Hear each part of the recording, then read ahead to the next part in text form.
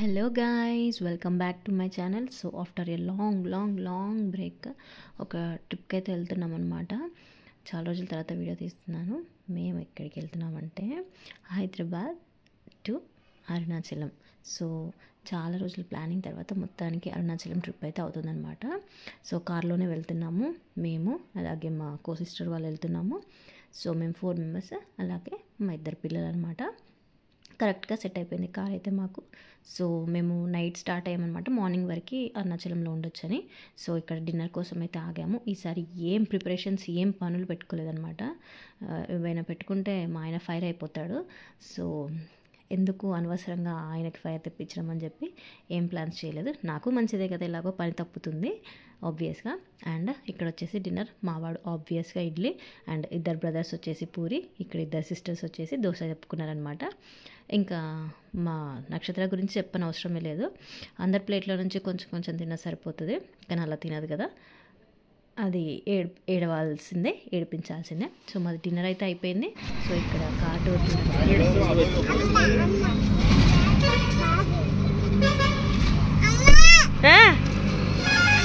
అక్క. సో అక్కడ ఏంటంటే పిల్లలు కనిపించారు పాపకి. సో అక్కడ ఇంట్రడ్యూస్ చేస్తుందన్నమాట మమ్మల్ని వాళ్ళకి. భలే ఆడుకుంది అక్కడైతే. సో మళ్ళీ స్టార్ట్ అయిపోయాం. మధ్యలో పెద్ద వర్షం బాగానే పడిందనమాట. Continuous drive. కానీ ఫస్ట్ టైం మా హస్బెండ్కి ఎందుకో నిద్ర వచ్చేసింది ఈసారి. సో సింగిల్ డ్రైవింగ్ అనమాట. సో రిస్క్ వద్దని చెప్పేసి ఆగాము. చాలా మట్టుకి ఒక maybe 3 hours, 2 to 2.5 hours break తీసుకున్నారు మధ్యలో. సో మార్నింగ్ వరకు రీచ్ అయిపోయామన్నమాట. ఇక్కడ ఒక టోల్ గేట్ అయితే క్రాస్ అవుతున్నాం మొత్తానికి.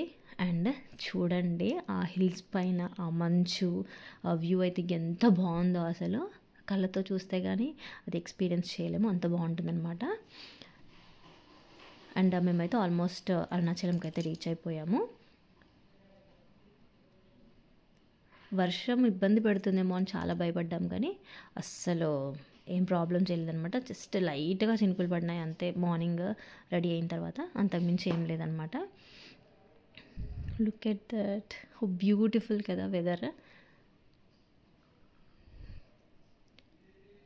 అండ్ అరుణాచలం వెళ్ళాలంటే ఎన్నో జన్మల పుణ్యం అని అంటుంటారు కదా.